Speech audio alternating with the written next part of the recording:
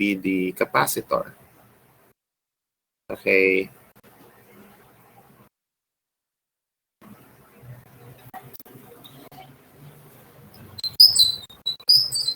Hey, good afternoon.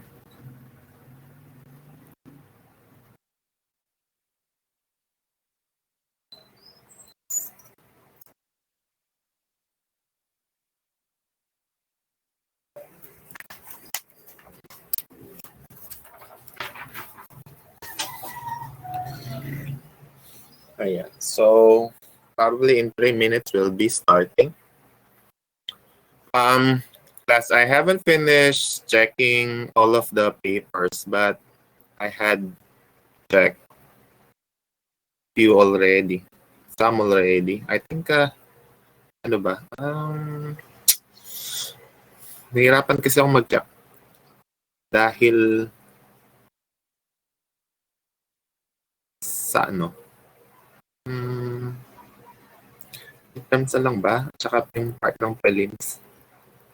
So, ilan pa ba hindi ko nag-check sa midterms? So, mga more than half, I think. Ang hindi ko pa chine-check. And, meron akong pinag-iisipan yung... Narinig niyo ba ako? Hindi mo ako nagmo-monologue. Okay, so parang meron pa akong pinag-iisipan about the last number. Of course, it will be in your advantage.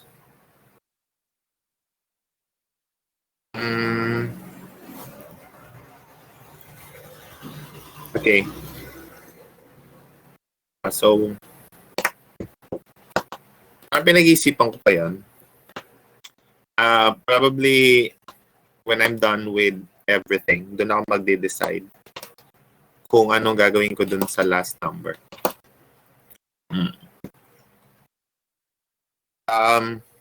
Class, if you have seen your... Maninira mo na akong konti. If you have seen yung mga papers ninyo ng quiz 2 yata. Quiz 2 ba yung last kong chinep? Or quiz 3? I'm not sure quiz 3. Quiz 2. Or midterms.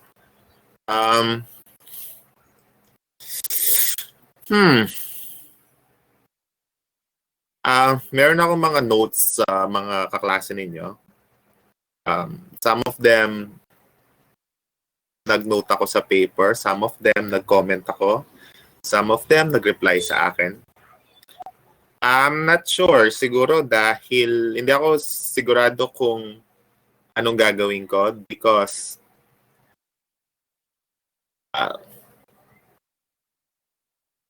I can't tell if you copied something or not. Sometimes I just live... check na lang ako na hindi ko pinapansin. Pero pag nakakita ko ng 3, 4, 5, actually nabubuisit ako.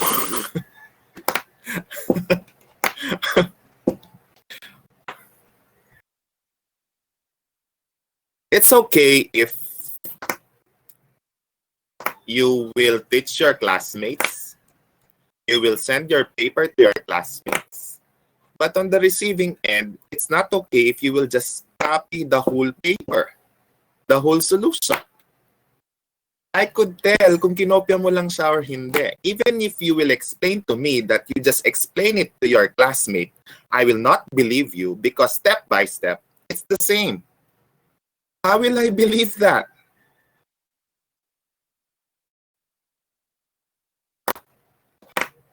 And umihinto ako kasi similar, it's the same method, Ayoko naman maghanap na lang ng pagkakamali ninyo sa pangungopya.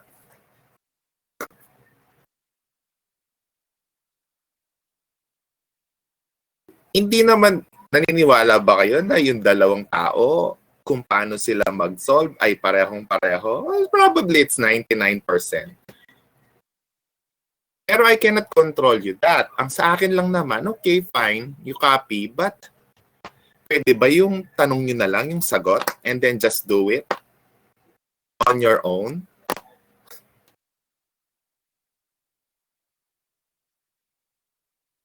Alam niyo, hindi naman ako maselan mag-check.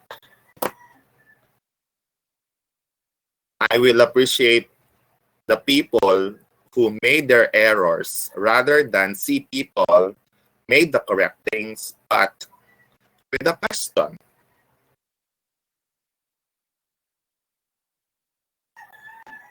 My class, starting from today, if I see same solution, step by step, line per line, I will be sorry. I will not consider a particular number kung sino man kayo. Salamat siguro if hindi ko manonotice. Pero pag nanotice ko siya, I'm sorry. Huhula. Talagang titignan ko ulit lahat. Kung paano ginawa ng isa, ganun din pagkakagawa ng isa, titignan ko lahat. At kaya magpapasorry na ako na isi-zero ko ang number na yon pag nakita kong parehong-pareho yung method, parehong-pareho yung error, pareho-pareho yung line per line. Tapos meron tayong sarili-sariling style, di ba? Okay na naman kopyahin nyo, pero lituhin nyo naman ako na magbumukhang gawa ninyo.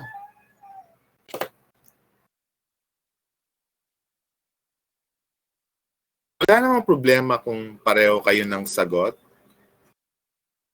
Procedural din naman yung tinitignan ko eh. Parang titignan ko, first line, okay. Second line, okay. Third line, okay. It's not okay. Oh, different na, okay, fine. Fourth line, third line, sixth line, okay. Perfect. Or if I'll compare them, naman naisip niya yun. Okay. Kaya binabalaan ko yung mga nagpapakopya, you'll not be spared.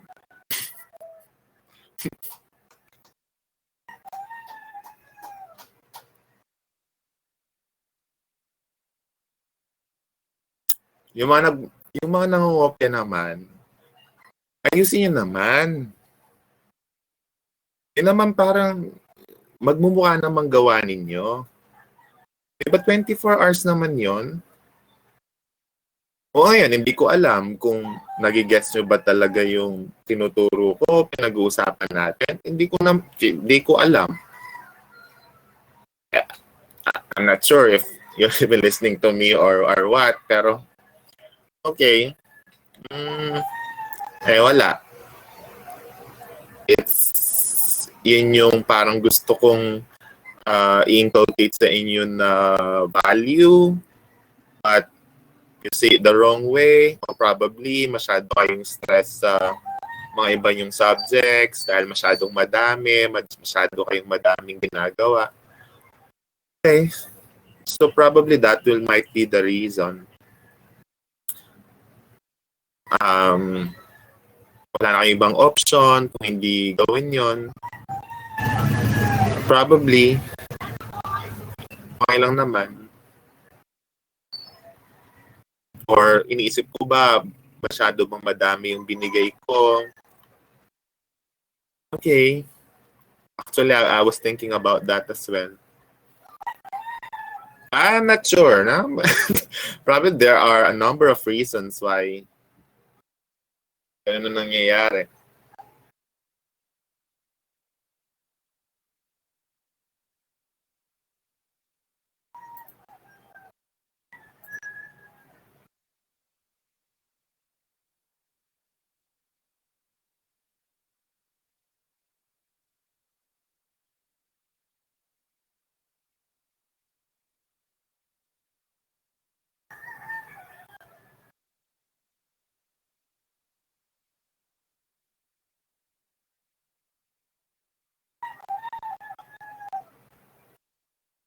Well, sorry if we started like this. I just want to make a statement.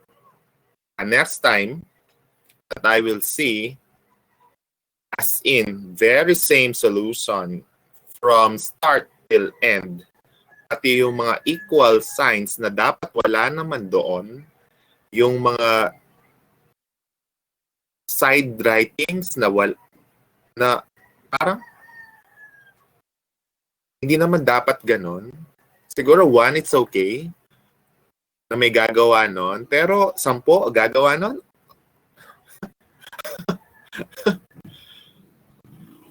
Yun. kung hindi naman kasi ulit-ulit, hindi ko naman yun mapapansin. Ang problema kasi, I see a lot of you na pare-pareho kayo ng ginawa. Doon ako nagdududa. Babalikan ko na naman yung mga nauna kong chinek. Pero hindi ko napansin. Wala na. Okay, very good. Wala naman problema. Problema kasi pag nakikita ko ulit-ulit, doon ako nagkakaroon ng pangalawa, okay. Pangatlo, pangapat, panglima. Yeah, it's not okay anymore.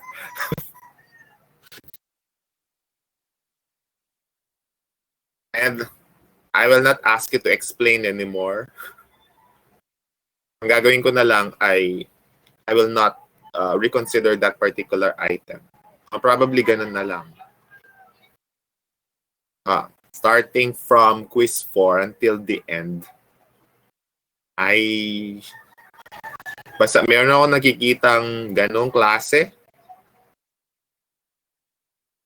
Wala. Yung iba, nag-VC, VA, VB, VC sila. Okay, at least they change it, di ba? Pero yung iba, V1, V2, V3, ay...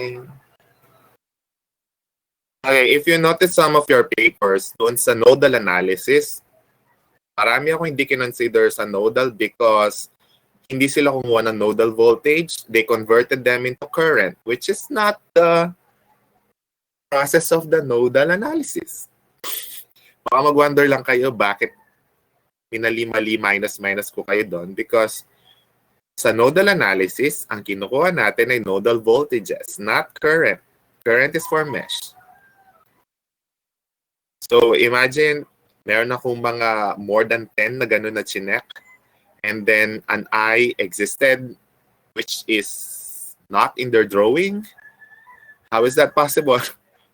Class, pag wala kayong drawing, automatic mali kayo. How will you analyze? Pag nidi-discuss tayo, may drawing. Kahit sabihin nyo pa sa akin na, sir, nasa scratch paper, nilipat ko lang. Class, wala naman pagandahan ng sulat kahit bura-bura. I will appreciate it kung nga bura-bura kayo, di ba? I wouldn't mind if bura-bura, madaming bura.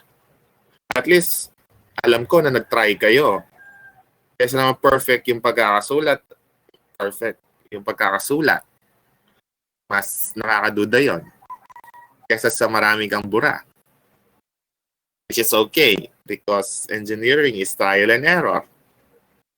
Wala namang minus yung bura. Hindi, kahit sa lahat naman subject kasi okay lang sa akin ng bura. Hindi ko naman ginigrade yung walang bura. Ang importante ay yun, tinry ninyo, which I appreciate. At saka sayang yung oras na kung uulitin nyo pa, burahin nyo na lang and then magsulat na lang yung bago. Wala namang kaso yun.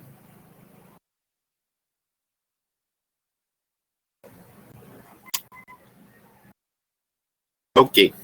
So, let's start na sa ating. May question ba kayo? Oh, I'm so sorry we started like that. I just want to tell it to you. Kasi baka gawin ko siya, sabihin nyo, hindi ko naman sinabi. Kaya sinasabi ko na ngayon, mula sa quiz 4 hanggang matapos tayo, ganun ang gagawin ko. Pag meron ako mga nakitang ganong parehong-pareho, similar as in, bibilugan ko na lang, alam yun ang mangyayari. Okay? Bibilugan ko na lang. And then, alam nyo na nun. Kasi ayoko na maghanap ng ibang papel habang nag-check. And to point out kung saan yung ano. Ay.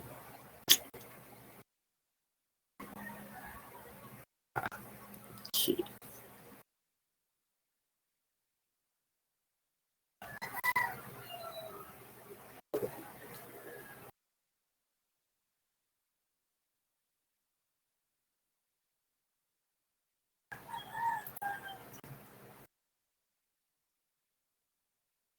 Okay, so Ayan, sorry if I'm kung gano'n ako nag-start. And then, I just want to tell you that. Yun lang. And then, ayun, I hope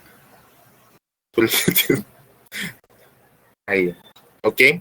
So, okay class. We are not, we were told na hindi kami magkakaroon ng deadline activities for this week. So yung quiz for ninyo regarding superposition, nodal, and northons, I will give it next week, probably Wednesday. Okay, probably Wednesday, and then you submit it on Thursday. But not this week. Kasi one thing ay sa Saturday kasi sasabihin naman ni Sir Richard regarding DE. So parang merong dahil sa nangyari sa DE, dahil sa walang power, parang ganon. So parang magkakaroon ng consideration, makeup, midterms, mga tatlong, I'm not sure, 3 items or 4 items na solve, and then i-add sa scores ninyo doon sa midterm ng DE. So I think Sir Richard will just explain it to you tomorrow probably. Ayan. Kasi baka this Saturday na siya. It's open for all, regardless kung nagkaroon kayo ng problema o hindi sa connection during those times. You are all entitled to take the makeup exam. Ayan. Pero syempre, hindi naman pwedeng susobra yung grade ninyo sa 100. 100 na kayo nung midterm, better not take it. Huwag na kayong effort. Kasi hanggang max lang naman na 100 yung pwede. Let's say 90 ka or 80 ka, you can take it, and then kung nakuha mo, ang max score na pwede mong makuha ay 100 lang. So 90 ka, limbawa 90 ka, tapos naka 20 points ka dun sa makeup. Hanggang 100 ka lang. Hindi ka naman pwedeng 110. Okay, just para maging fair na lang sa lahat kasi may mga complaints na nangyari. So we cannot do the exam on Friday, Thursday, Friday, Saturday. So we'll just do it next Wednesday. Okay, it's Norton, Evans, and superposition. Ayan. But yung score ninyo sa midterm set circuits, I'm still to finish lahat, and then I will decide on what to do with the last number. Or anything in general. Okay, halos madaming mali, hindi yata umabot doon sa item na yon or pati doon sa superposition. I'm not sure if nalito sila sa superposition at saka sa source transformation. Those are two complete things. Kasi yung sa superposition is just your exam noong quiz 3. Inulit ko lang yung item, I just changed it from source transformation to superposition. But the answer is still the same. I thought familiar yung item na yon at palalabasin nyo lang yung sagot na negative 8 point something. But some were not able to do it.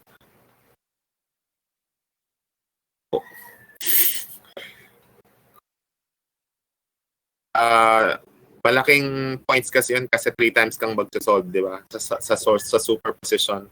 3 times kang magsosolve, and then you add all your answers, and then the final answer it should be negative 8 point something. 8.57 yata.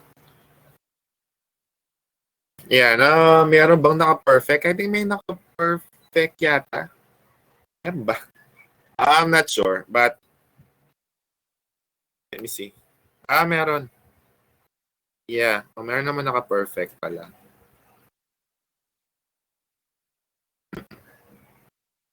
Yes.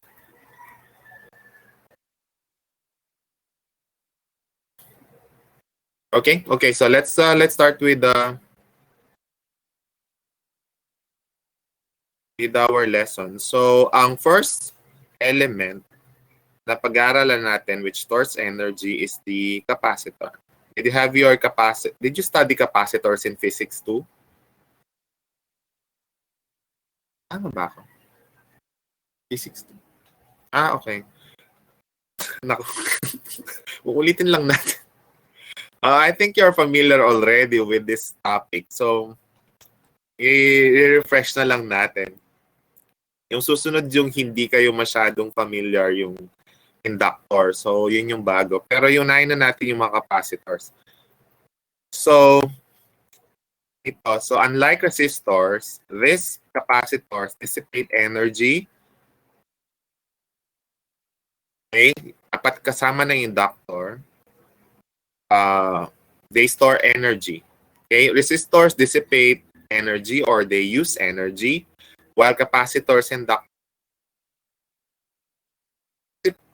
so which can be retrieved at a later time. For this reason, capacitors and inductors are called storage elements. So when you charge capacitors, they store energy. And then charge. And then after some time, the capacitor will release the energy na na-store sa kanya. And then, ulit-ulitin lang. Okay? So ano ba yung mga capacitors? Capacitors consists of two conducting plates separated by an insulator or a dielectric.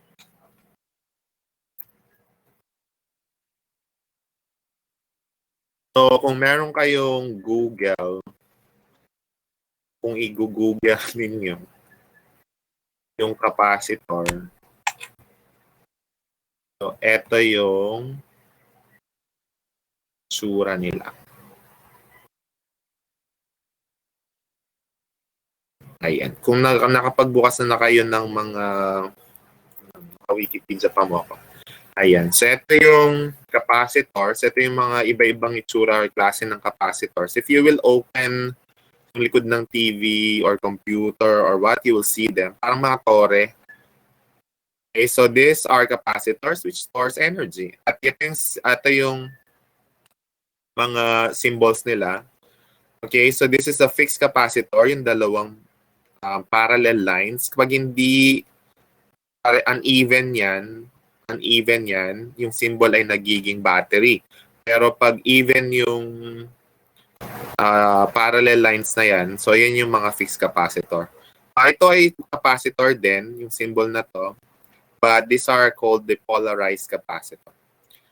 Okay, and this one is a variable capacitor, similar to variable resistors. Yung mga potentiometers. So yung symbol.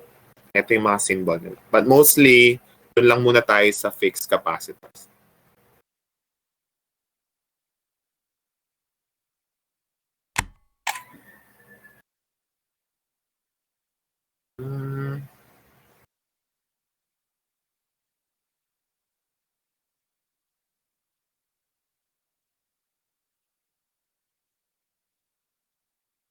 Okay, so, sandali.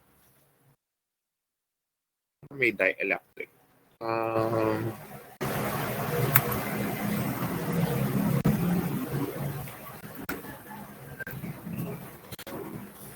Na nga lang. Buong screen ko na lang. Para hindi ako nahihirapan palipat-lipat.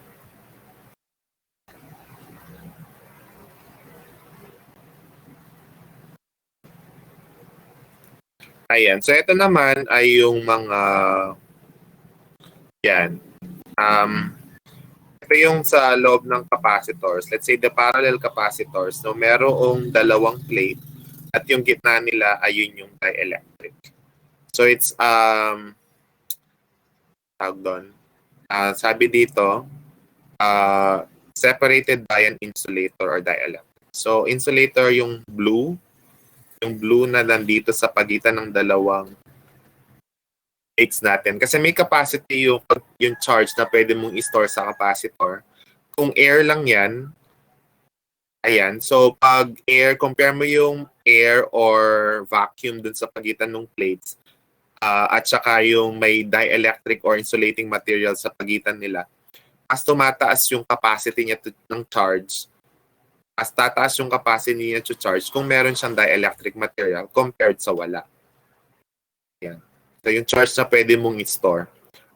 ay mas tumataas. Okay, plates may be aluminum foil while the dielectric may be air, ceramic, paper, or mica. Ako, hindi nakastore. Wala dito. Okay, so probably I'll just give you the list. Mag-google na lang.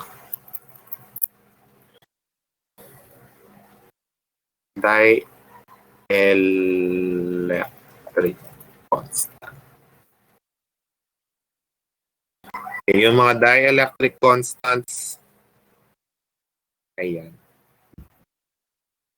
Okay, so, yung symbol niya, yung epsilon, yung mga dielectric constants. So probably I'll just give you the, this is the permittivity. Yung dielectric constant.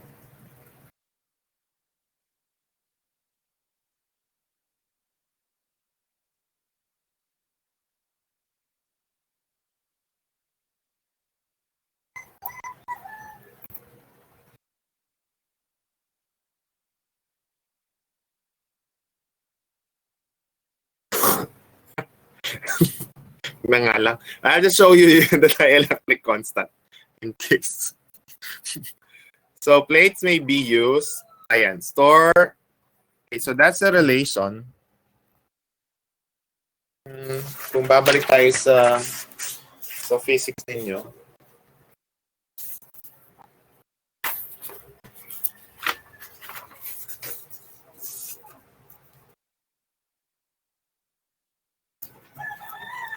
Yeah. Yung pag-store ng yung charge ng isang capacitor equal siya sa capacitance at saka dun sa voltage. So voltage between yung V natin is the voltage and then yung C is the capacitance and then Q is the charge. Kung meron tayong capacitor and then yung distance between them is D and then ito ay, let's say that's a positive charge. Yung dalawang plate. So ito ay negative charge. Diba ang charge natin, okay, charges move from positive to negative. And then yung point pula dito tsaka dito, yun yung potential difference na V. So ito din ay merong area. And merong area. Kaya di ba ang capacitance is equal to epsilon, the permittivity constant, A over D. Tama ba ako? A over D. Dito ba yon? Ayan. Nandiyan naman pala. Ayan. Now, what's a capacitance? So, this is the ratio. A capacitance is the ratio of one plate of capacitor to the voltage difference between the plates measured in farad.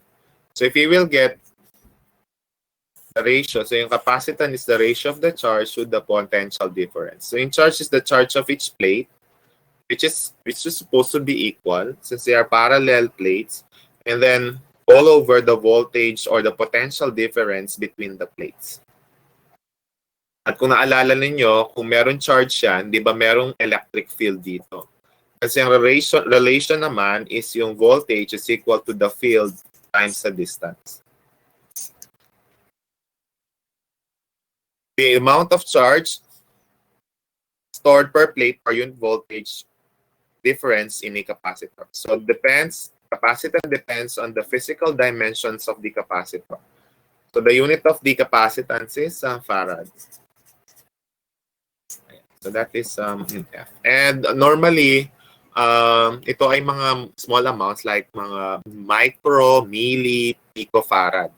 Kasi masyado daw malalaki yung ang 1 farad or 1 coulomb per volt.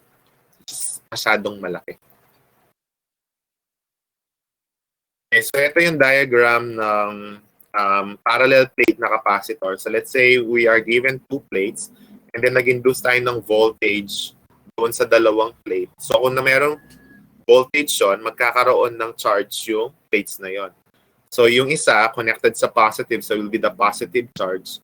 at yung isa is yung negative. So, dapat equal sila. And then in between, we'll have the electric field.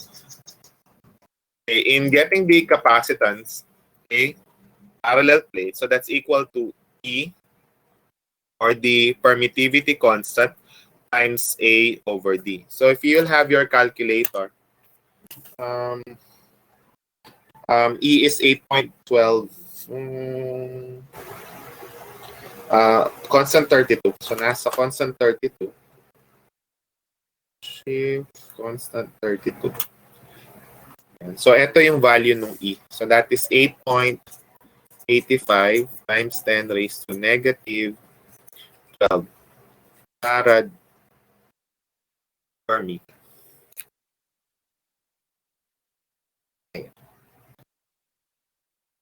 Okay, so that is constant 32.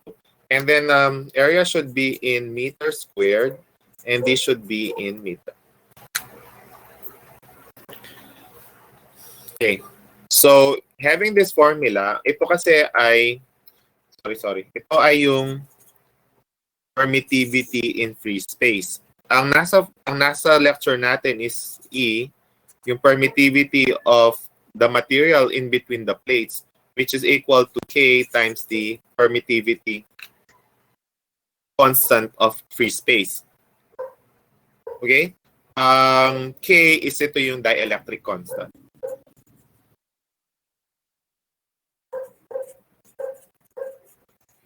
Okay, considering there is an insulating material in between, kung walang insulating material in between, diretso lang tayo doon sa ito. So which is that one, 8.854.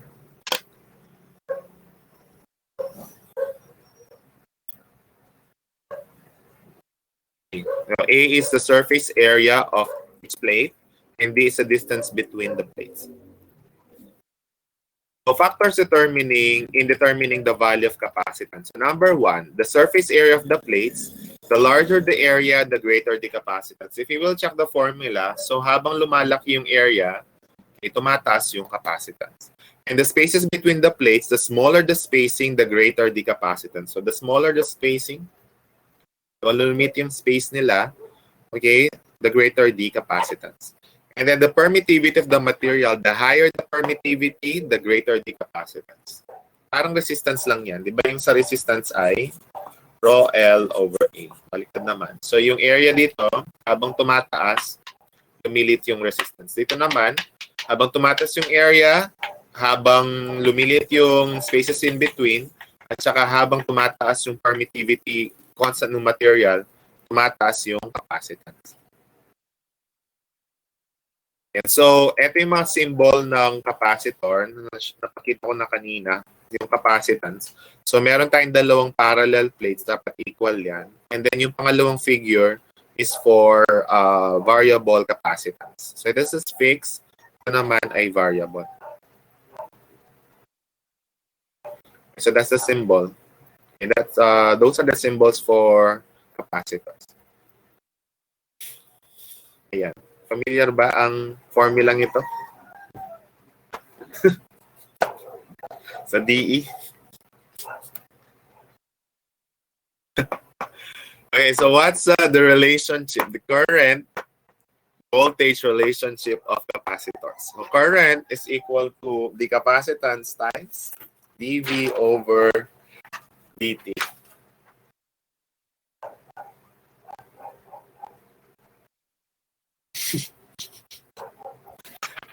Ayan. So that's the relationship of current and voltage in capacitor. So I is equal to capacitance times dV over dt. So that's the change in voltage over the change in time. And for the stored, the energy stored in the capacitor, galing din yan sa integral. So that's equal to 1/2 CV squared. Or, so that's equal to the work done or energy is equal to Q squared over 2C. Ang lagi ko minimemorize yan yung una lang, yung 1/2 CV squared. Okay, so for energy, okay, for current voltage, The I is C dV over dt. But for energy, so that's W ginamit. This is work. So 1/2 CV squared. Pero kung gusto niyo ng ibang formula, basta alam niyo lang yung relationship that Q is equal to CV. So ito lang dalawa yung minimemorize ko lagi. That Q is equal to CV and then energy or work done is 1/2 CV squared. So depende sa given. So kung gusto mo in terms of Q, you substitute dito. Okay, para lang yung power, yung I squared R, V squared over R, and then IV. So, ang difference lang is yung 1/2. So, that is how we compute for the energy stored in a capacitor. 1/2 CV squared. Okay, so any question?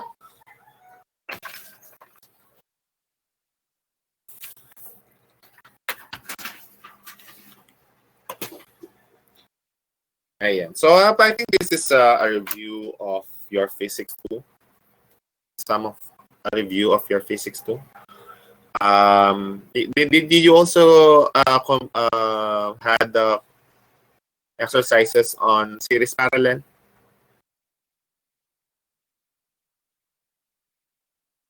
Nag-series parallel din ba kayo sa physics 2?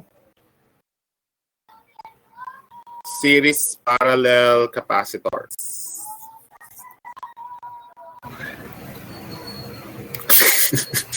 Hindi ka na sure. Hindi ka na sigurado. Okay, anyway, as we go along, I think marirecall nyo naman. It's similar to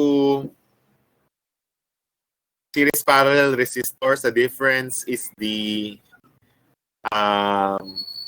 getting the equivalent capacitance. Yun yung difference. Kasi yung pag-parallel doon kayo nag-add, pag series doon kayo nag-reciprocal. So, yun yung pagkakaiba nila. And then we will not be using Ohm's law. Instead, we'll be using this relationship. Q is equal to CV. Instead of using Ohm's law.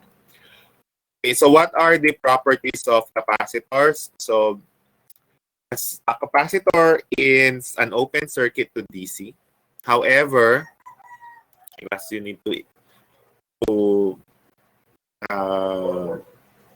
remember this. A capacitor is an open circuit to DC.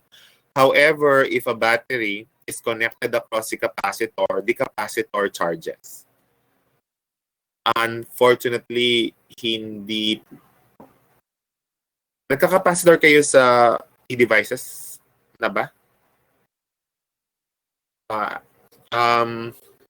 Isa kasing precaution na ginagawa sa mga capacitor ay as much as possible is i-discharge mo muna siya bago mo siya gagamitin kasi minsan pumuputok sila even during the experiments.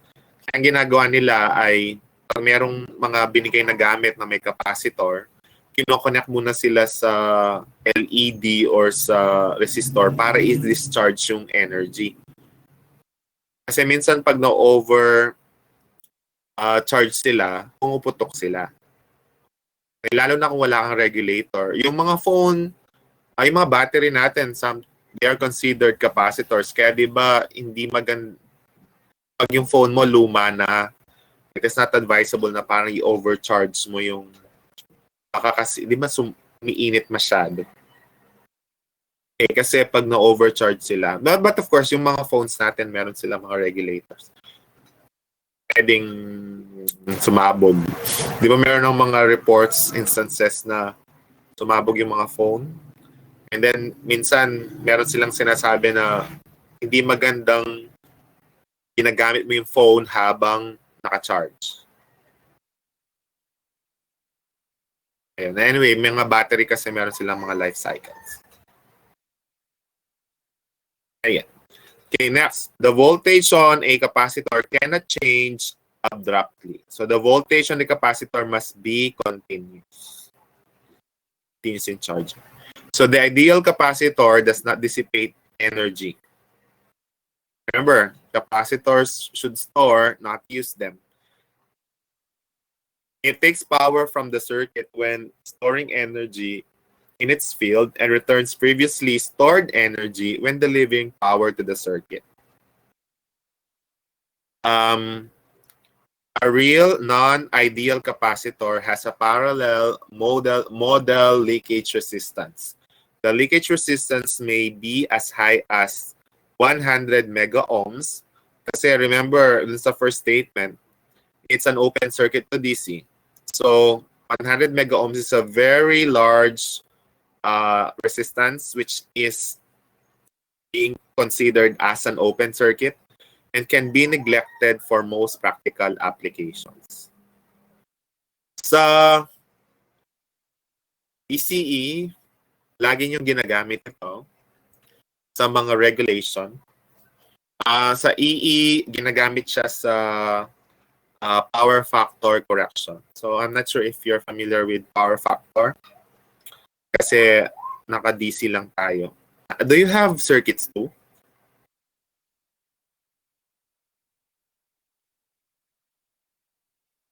Sa curriculum, I'm not sure about your curriculum kasi sa Circuits 1, pinag-uusapan lang natin ay DC. Probably later we'll have, we're starting na pala to use ayun, pang imaginary number kasi itong capacitor na to. But later we'll be dealing with them in combination with an inductor.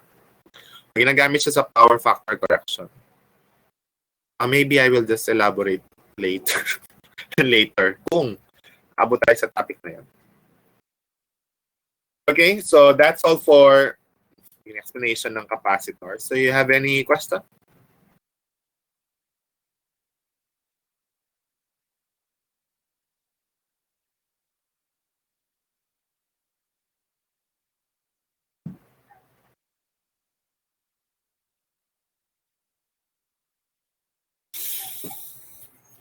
Ayan. Kung wala kayong question, yes, Clarence.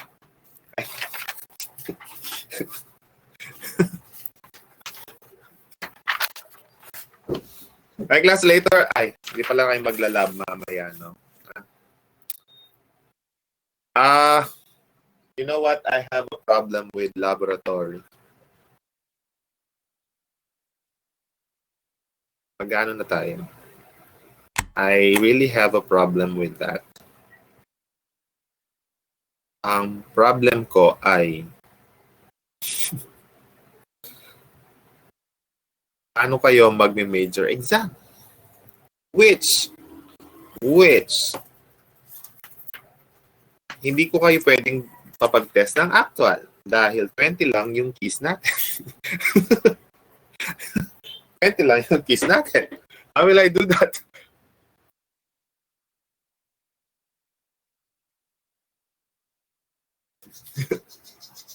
So I was thinking, two of your experiments will be your major exam. And then, sa finals, doon na lang tayo multiple choice na question. Because I cannot do it like in lecture. Kung sanang 50 yung codes natin, yung key natin, yung code, yung access code, I can do that. But there are only 20, so I cannot do that. So, ang gagawin ko na lang ay yung mga experiments ninyo will be your major exam. Will that be fine? Oh. Matagal ko nang pinag-iisipan yun eh. Paano ko gagawin? Paano kaya gagawin yun? Ayusin nyo na lang. Okay, so let's have our first example. Okay, calculate the charge. Oh, well, were you writing something? Okay, see. Okay. Okay, calculate the charge stored on a 3 picofarad capacitor with 20 volts across it.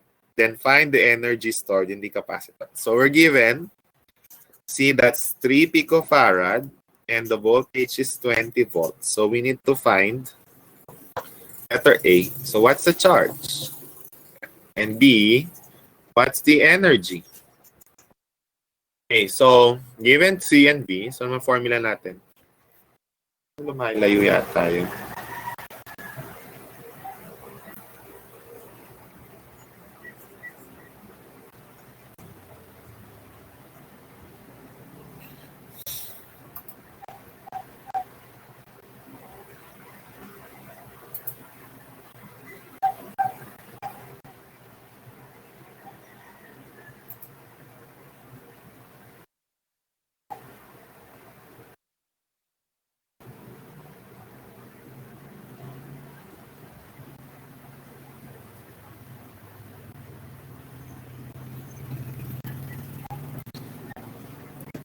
Okay, so formula natin is Q is equal to CV. So that's equal to 3 times 10 raised to negative 12 farad times 20 volts. So Q is, pico, di ba pico is negative 12? Tama ba?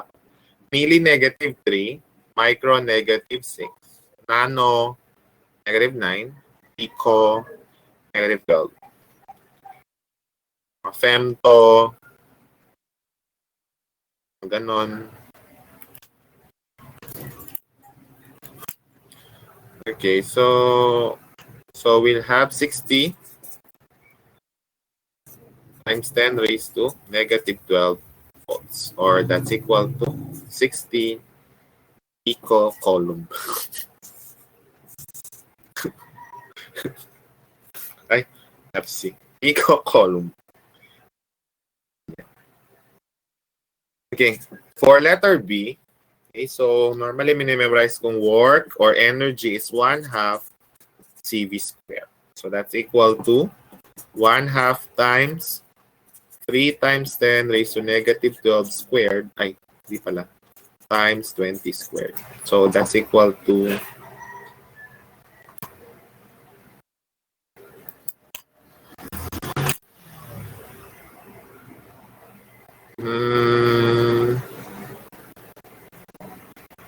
ayan, 0.6 times 10 raised to negative 9. Ano ba yung unit ng energy? Okay, it's joules. Tama ba? Exponent negative 12 times 20 squared divided by 2. Okay, 6 times 10 raised to negative 10. Ayan. Or that's equal to 0.6 nanojoules. Ayan. Okay, so that I think that's a very simple example. Just applying the formula.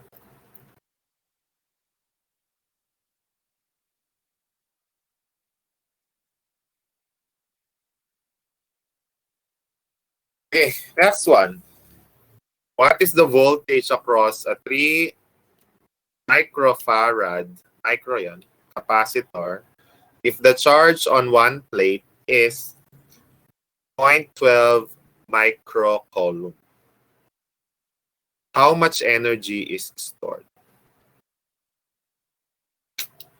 My class, do not be confused with charge on one plate. Divide nyo ng 2. Hindi. Or multiply nyo ng 2. Hindi. Okay, di ba based on sa figure, they should be of the same charge but opposite sign. So they should have the same magnitude but opposite sign. Okay, kahit sinabi naman yung 1, kasi siguro positive lang siya.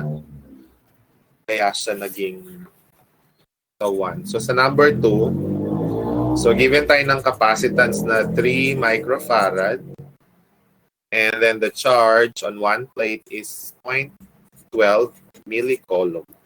So what's the voltage? So voltage is, okay, Q is equal to CV. So voltage is, then, di ba Q is equal to CV. So V is Q over C. So that's equal to 0.12 times 10 milli, negative 3 coulomb over 3, sorry. 3 times 10 raised to negative 6 farad. So voltage is 0.12.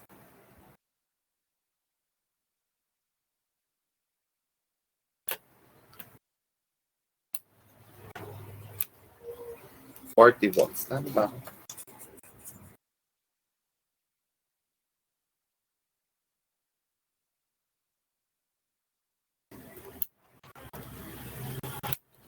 Okay, 40 volts. So the answer is 40 volts.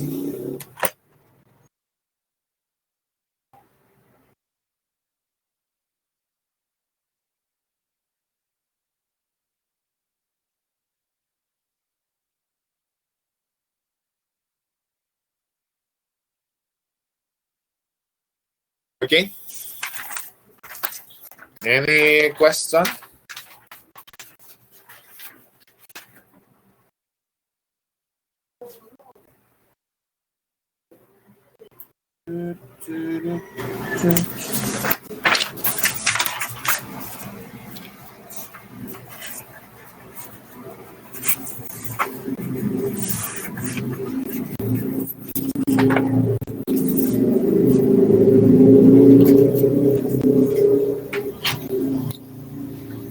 Okay, so let's have the third one. Okay, the voltage across 5 microfarad capacitor is 10 cosine 6,000 T volts. Calculate the current through it. Okay, so where to find I?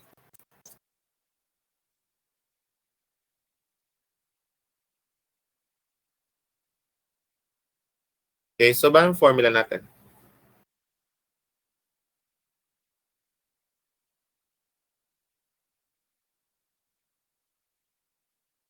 Okay, then nainisip lang ako kanina. So I is equal to C dV over dt. Alalay ba yung sa current natin? Bigla ko lang naisip. Di ba current natin is dq over dt.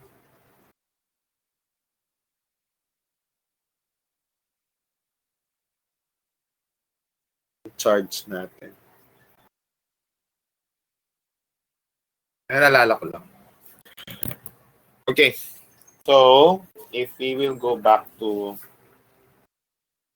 that, so that means we'll just apply it. So that is 5 times 10 raised to negative 6 times the derivative of 10 cosine 6,000.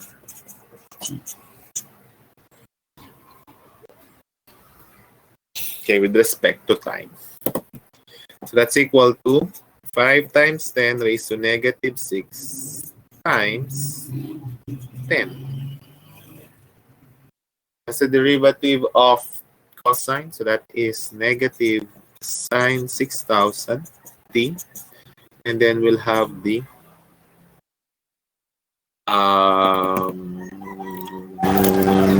chain rule times 6,000. Yeah. dt. Pero nandun niya kasi yung dt. So that's equal to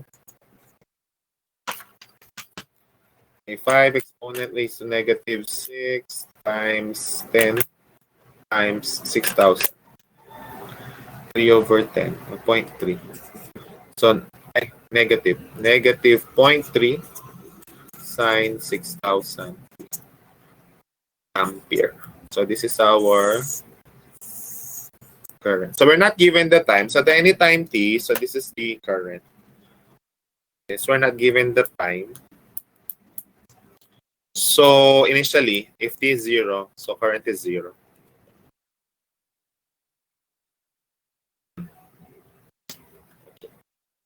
Okay, any question?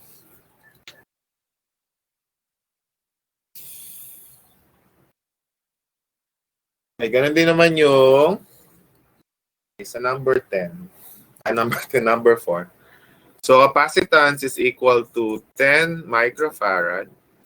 And then the voltage is 50 sine 2,000 T. Determine the current. So, same lang. Current is, same lang yung formula. is 10 times 10 raised to negative 6 times derivative nito. So that's 50 sine cosine 2000t times 2000. So that's equal to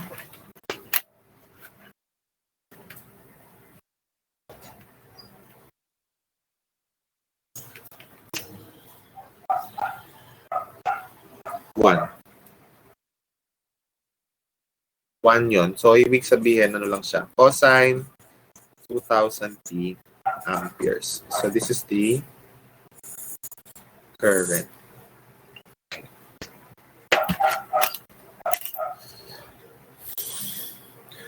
Okay? So, yung susunod nating gagawin ay series parallel. So, which we'll be discussing, we'll discuss this on Friday. Yung series parallel, and then yung combination nila. And then, ngayon, walang example ng dielectric. Okay, I will just probably give you more examples na may dielectric naman. Straightforward lang naman pala yung lesson natin on capacitors.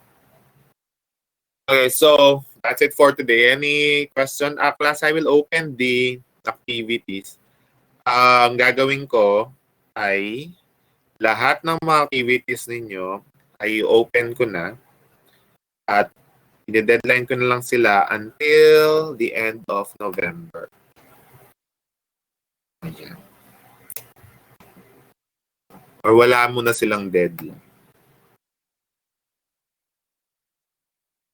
So lahat ng activities nyo, i-open ko na sila lahat. And then even your modules, i-open ko na din lahat. Okay. Paano ka-record dyan? So, if you have time, ayan, kung may mga time kayo, just do them. Do them anytime. Just finish them anytime.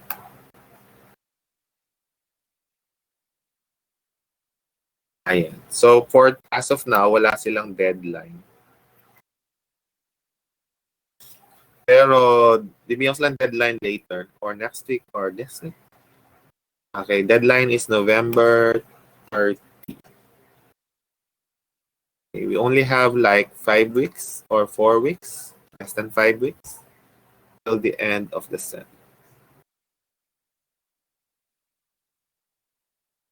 Ayan. Para mag-check ang attendance. Okay, any question? My class, your quiz 4, don't forget your quiz 4. Quiz 4 will be next week, probably Wednesday. Okay, at yung lesson natin na kasama sa test ninyo ay superposition, Thevenins, and Nortons. Ayun.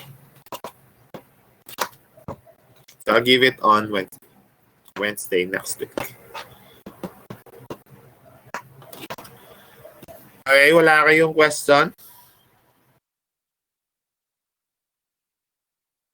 Wala na kayong question. So that's it for today.